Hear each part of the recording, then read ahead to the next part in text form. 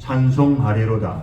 하나님 곧 우리 주 예수 그리스도의 아버지께서 그리스도 안에서 하늘에 속한 모든 신령한 복을 우리에게 주시되 곧 창세전에 그리스도 안에서 우리를 택하사 우리로 사랑 안에서 그 앞에 거룩하고 흠이 없게 하시려고 그 기쁘신 뜻대로 우리를 예정하사 예수 그리스도로 말미암아 자기의 아들들이 되게 하셨으니 이는 그가 사랑하시는 자 안에서 우리에게 거저 주시는 바 그의 은혜의 영광을 찬송하게 하려는 것이라.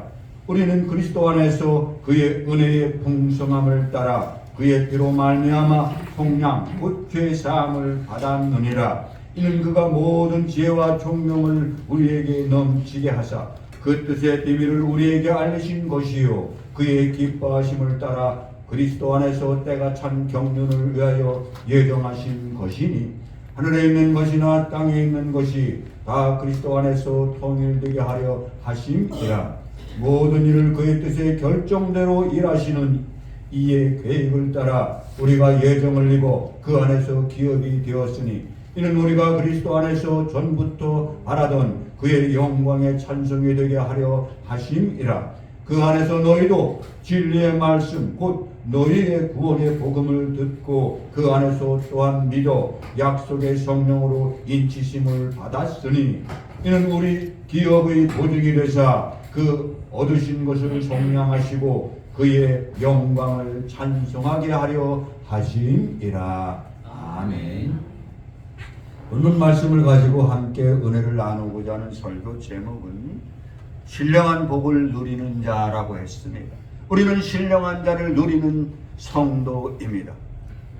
에베소서는 바울이 로마 감옥에서 있을 때에 썼던 옥중 서신 중에 한 권입니다. 초대교회가 아직 체계적으로 자리를 잡지 못하고 불안한 상태에 있었습니다.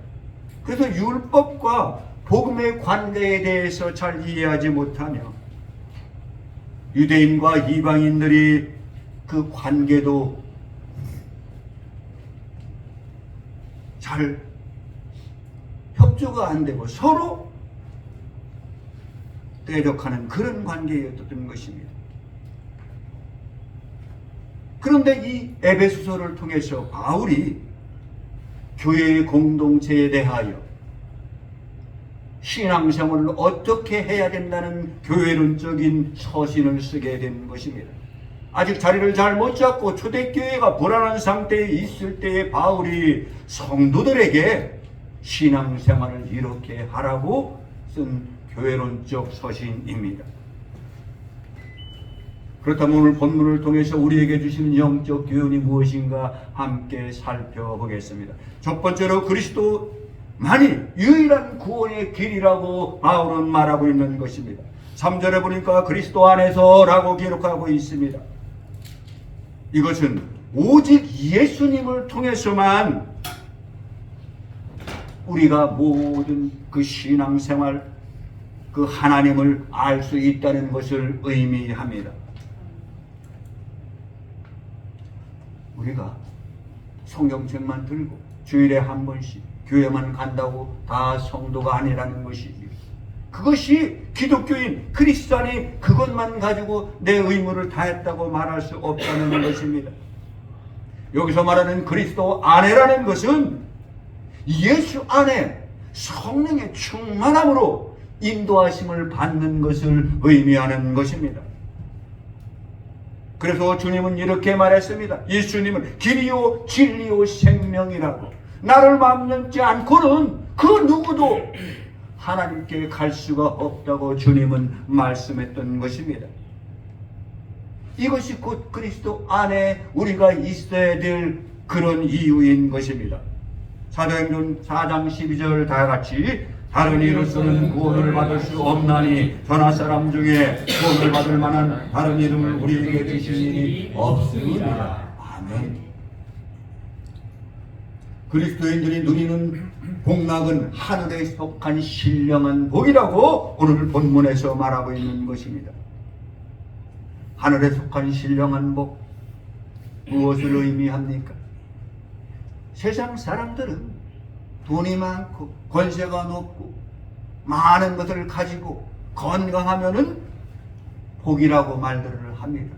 그런데 오늘 본문을 통해서 그것이 모든 복의 기준이 아니라고, 하늘에 속한 신령한 복을 받으라고 말씀하고 있는 것입니다.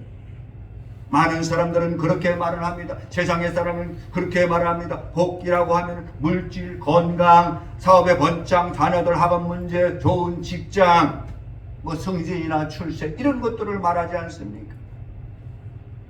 그런데 구약의 율법에도 보니까 성읍에서 복을 받고 들에서도 복을 받고 내 몸의 소생, 내 토지의 소산과 내 짐승과 새끼와 떡반죽 그릇이 들어와도 나가도 복을 받는다고 기록하고 있습니다. 구약 성경에. 그러면 이것도 복인데 오늘 말씀은 무엇을 의미하는 것입니까? 물론 그것도 복이지만 그것이 목적이 되어서는 안 된다는 것을 의미합니다. 그의 나라와 그의 의를 먼저 구하고 하나님의 신령한 복을 먼저 구할 때에 이런 것들은 우리 인생의 덤으로 준다는 것을 우리는 깨달아야 되는 것입니다. 베드로전서 1장 4절 다 같이 썩지 않고 더럽지 않고 쇠하지 아니하는 유업을 잊게 하시나니 곧 너희를 위하여 하늘에 간직하신 것이다. 아멘. 베드로가 말씀했습니다. 썩지 않는 복, 그 기업, 그 유업을 받으라고 말씀하시는 것입니다. 하나님의 무조건적인 선택은 구원의 확실성을 보장하고 있는 것입니다. 하늘에 속한 신령한 복이라는 것은 하나님께서 우리를 예정하시고 선택하셨다는 것입니다. 여러분, 우리가 대통령, 요즘에 대통령 탄핵에 소추되어 가지고 여러 가지 법적으로 논란이 있지 않습니까? 또 국회의원 선거나 대통령 선거나 어떻게 합니까? 반드시 이 후보자가 자기를 소개하지 않습니까? 나는 이런 사람이고 나는 이렇게 살아왔고 내가 공약은 이런 것을 내세우고 이렇게 해서 대통령이나 국회의원을 우리가 선거로 뽑지 않습니까? 그런데 하나님께서는 그렇게 뽑지 않았다는 것입니다. 예수님께서는 제자들을 그렇게 뽑지 않았다는 것입니다. 하나님은요, 창세전에 우리를 예정하셨다는 그 예정론적을 우리는 믿어야 되는 것입니다. 우리가 태어나기도 전에 하나님께서 우리를 예정하시고 택정하셨다는 것입니다. 그러면 예수 믿을 필요가 있어요? 알아서 다 할 건데. 그런 의미는 아니라는 것을 우리는 깨달아야 되는 것입니다. 성경은 그러나 침묵하고 있는 것입니다. 창세전에 이미 택했다면서요. 그러면 그것을 분명히 좀 알려주세요라고 하지만은 성경은 침묵하고 있다는 것입니다. 그래서 비밀이라는 것입니다.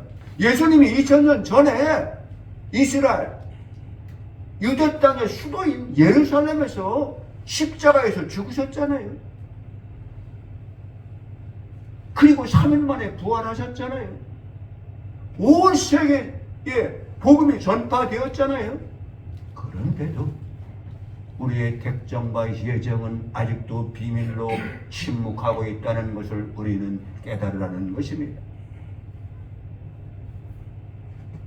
데살로니가 후서 2장 13절 다 같이 주께서 사랑하시는 형제 보라 우리가 항상 너희에게 관하여 마땅히 하나님께 감사할 것은 하나님의 처음부터 너희를 택하사 성령이 거룩하게 하심과 진리를 믿음으로 구원을 받게 하심이니.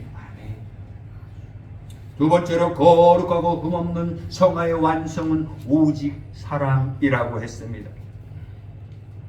우리에게 거룩하고 흠이 없게 하시기 위해서 예수님께서 이 땅에 오신 것은 하나님의 사랑의 표현이었던 것입니다. 죽을 수밖에 없는, 영원히 죽을 수밖에 없는 우리를 구원하시고자 이 땅에 사람의 완전한 인간의 몸으로 오셔서 메시아 그리스도 그분은 왕이십니다. 그런데 짐승이 말구 위에서 태어나셨고 조롱과 멸시를 받으시고 십자가에서 죽으셨던 것, 그것이 사랑이라는 것입니다. 왜요? 우리를 거룩하고 흠이 없게 우리를 구원하시고자 그랬다는 것입니다. 내가 너희에게 이르노니 너희 의가 서기관과 바리새인보다 더 낫지 못하면 결코 천국에 들어가지 못하리라 주님께서 말씀하셨습니다. 무엇을 의미합니까? 사랑 안에서 이렇게 행하라는 것입니다. 원수를 사랑하라. 오른뺨을 때리면 왼뺨도, 겉옷을 달라가면 속옷까지도 주라는 것입니다. 여러분, 하나님은 예수님을 이 땅에 보내주셔서 하나님이 우리를 사랑하시는 것을 보여주셨던 것입니다. 사랑으로 주님은 우리를 가르치시고, 사랑으로 이해하시고, 사랑으로 우리를 용서해 주시고, 사랑으로 참으시고, 사랑으로 깨우쳐 주시고, 사랑으로 우리를 알고 깨닫게 하셨던 것입니다. 이것이 바로 사랑 안에서라는 말입니다. 사랑 안에서, 그리스도의 사랑 안에서 우리를 거룩하고 흠이 없는 자로 만들어 주셨던 것입니다. 하나님은 그래서 사랑이라고 우리가 표현을 하는 것입니다. 신명기 6장 5절 다 같이 너희 마음을 다하고 뜻을 다하고 힘을 다하여 네 하나님 여호와를 사랑하라. 하나님이 우리를 사랑함 같이 우리도 하나님을 사랑하라는 것입니다. 성도는 영광스러운 하나님의 아들됨에 대한 자각이 눈을 뜨라는 것입니다. 영적인 눈을 뜨라는 것입니다. 6절에 보니까 그가 사랑하시는 자 안에서 우리에게 거저주시는 바 은혜의 영광이라고 표현하고 있습니다. 여기서 아들됨이라는 것은 하나님의 영광을 의미합니다. 예수님이 말씀이 육신이 되어 우리 가운데 거하심에 우리가 그의 영광을 보니 아버지 독생자의 영광이요 은혜와 진리가 충만하더라 말씀하고 있습니다. 예수님의 신적인 영광을 그들은 그런데 유대인들은 알지 못했던 것입니다. 아마도 그걸 알았으면 십자가에 내어주지는 않았겠지. 하나님께로부터 온 하나님의 아들이라는 것을 그들은 깨닫지 못했던 것입니다. 그런데 제자들은 그것을 알아보았던 것입니다. 그래서 그들은 베드로후서에 기록하고 있다. 우리는 그의 의형을 친히 본 자라. 예수님을 보고 하나님의 영광을 그들은 보았던 것입니다. 그래서 그들은 보고 주님과 함께 3년이 넘도록 함께 다니며 복음을 전하고 결국에는 기쁨과 감사함으로 증거하다가 순교했던 것입니다. 요한복음 1장 12절 다같이 영접하는 자 곧 그 이름을 믿는 자들에게는 하나님의 자녀가 되는 권세를 주셨으니 아멘. 예수님의 은혜는 증명할 수 없는 풍성한 은혜입니다. 7절에 보니까 풍성이라는 말이 나옵니다. 기업의 영광의 풍성. 무슨 의미입니까? 능력이 지극히 크다는 것이지요. 은혜가 지극히 풍성하다는 것을 의미합니다. 3장에서는 측량할 수 없는 그리스도의 풍성함을 말하고 있는 것입니다. 바울은 지식에 넘치는 그리스도의 사랑을 풍성하게 받으라는 것입니다. 여기서 말하는 기업을 무엇을 말합니까?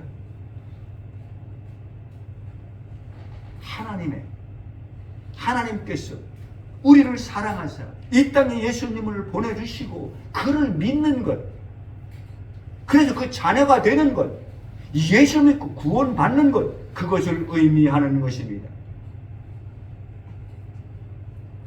사람들은 그 수치에 대해서 굉장히 예민합니다. 그래서 사람들은 바다는 얼마나 깊은지, 산은 얼마나 높은지 수치로 계산을 합니다.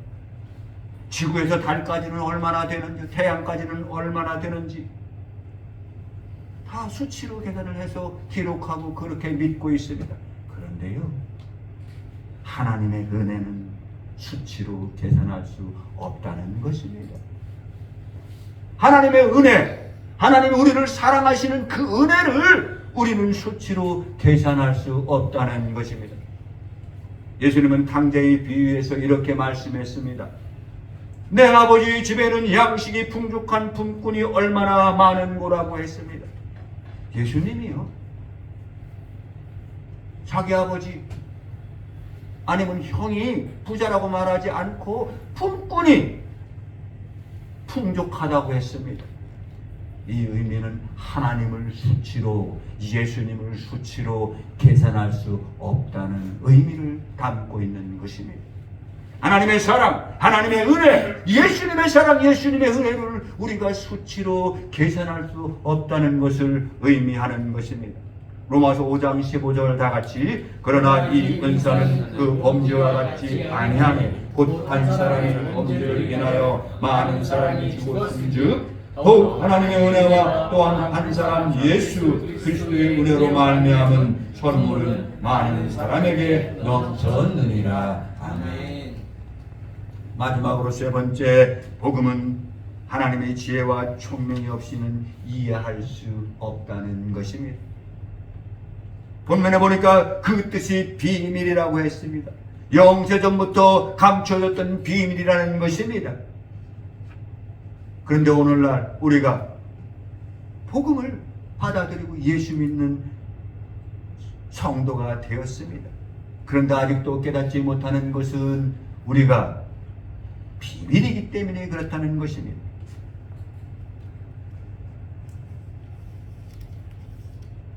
시편 119편 18절 다 같이, 내 눈을 열어서 주의 율법에서 놀라운 것을 보게 하소서. 영적인 눈을 열어달라는 것입니다. 우리가 성경을 읽어도 말씀을 들어도 깨닫지 못하는 것은 영적으로 아직 의존하기 때문입니다. 그래서 영적인 눈을 열어달라고 시편 기자는 말하고 있는 것입니다. 여러분, 제자들은요, 학문이 없는 범인이었습니다. 어부들이 많았어요. 세리도 있었고요. 그래도 세리는 조금 공부를 했겠죠. 어부들은 아마 공부를 안 했을 거예요. 못했을 거예요. 그런데 예수님은 그들을 제자를 삼았습니다. 그런데 어땠습니까? 사내들은, 공의원들은 율법에 대해서 회박하고, 지도층이 율법의 교사들이고, 이런 사람들은 그들이 말하는 것에 논박할 수 없을 정도로 말씀에 대해서, 구약 성경에 대해서 회박했다는 것입니다. 왜 그랬을까요? 영적인 눈을 열어주었기 때문에,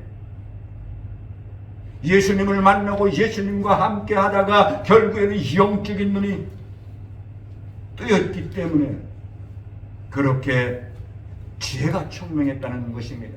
하나님의 경륜의 핵심은 예수님 안에서 통일되었다고 했습니다. 10절에 보니까 하나님의 경륜의 큰 줄기, 그 목적은 무엇을 말합니까? 여러분, 우리가 나무를 이렇게 보잖아요. 나무가 참 그래도 벌써 한 3년이 넘었는데도 이렇게 잘 자라서 얼마나 감사한지 몰라요.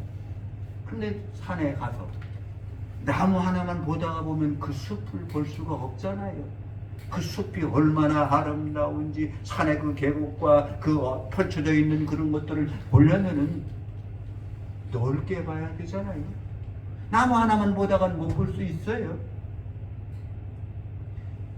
우리는 그래서 예수님 안에서 통일이라는 의미를 갖고 있는 것입니다. 하나님의 경륜은 예수님 안에서 통일되었다.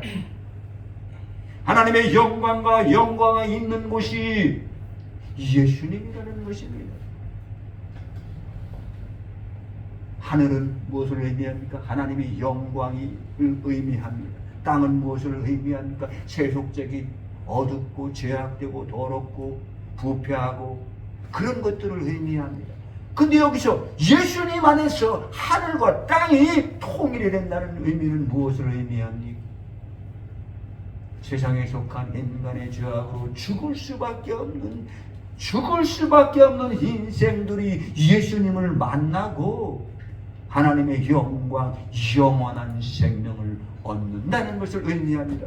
이것이 하나님의 경륜 예수님 안에서 통일되었다는 것을 우리는 깨달아야 되는 것입니다.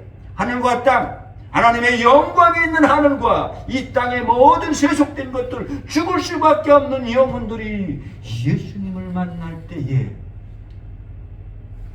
예수님 안에서 통일된다는 것은 하나님의 영광으로 예수님을 통해서 우리가 참여할 수 있다는 의미입니다. 우리가 이렇게 지평선 그러잖아요.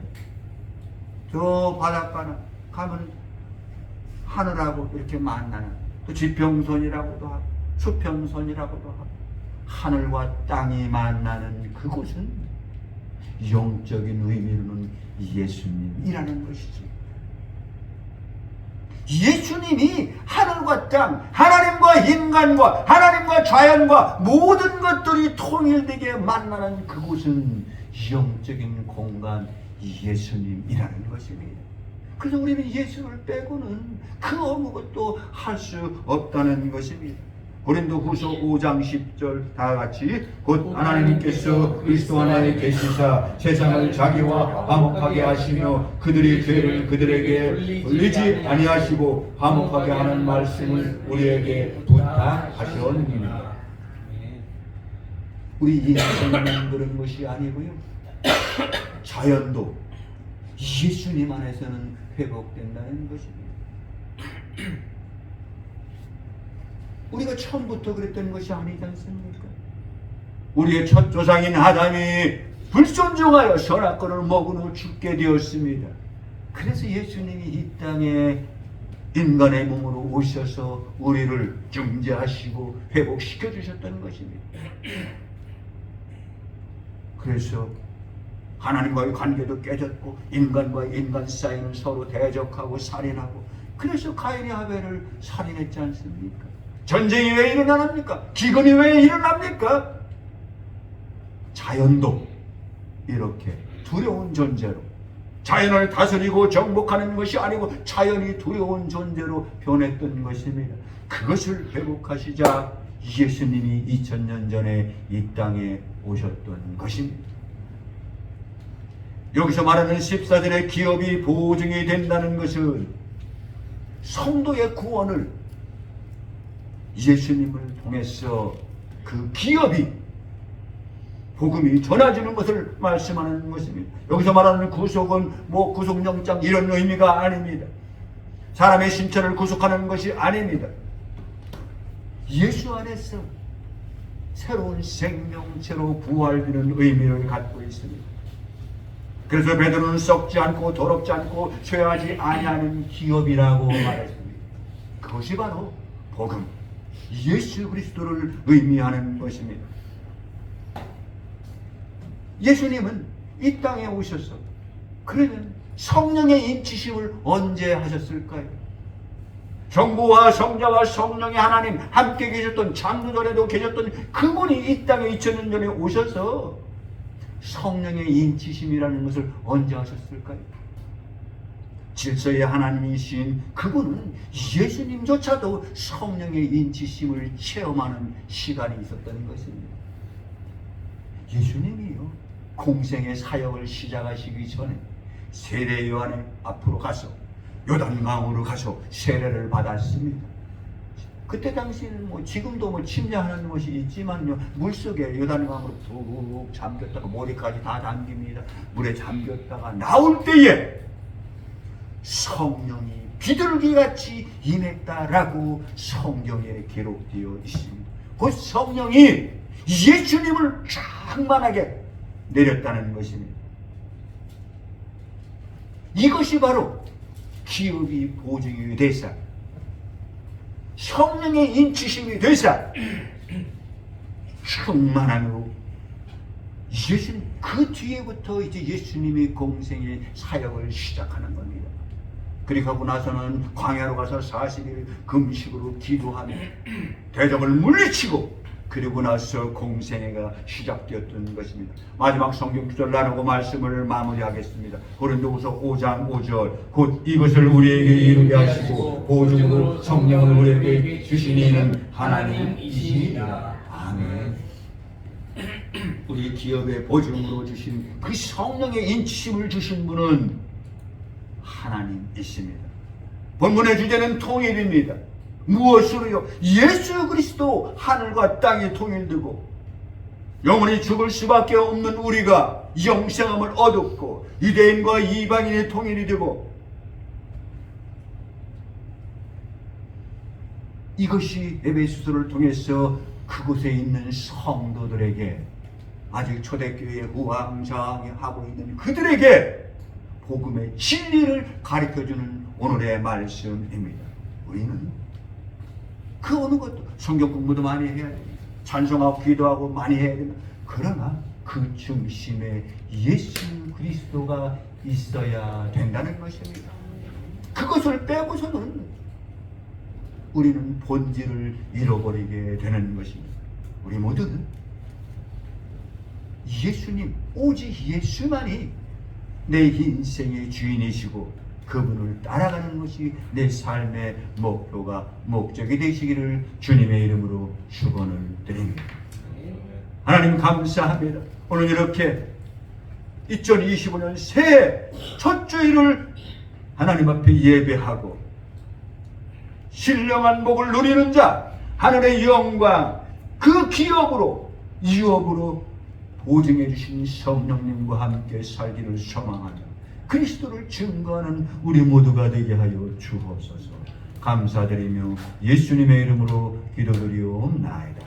아멘. 성찬식 준비해 주세요.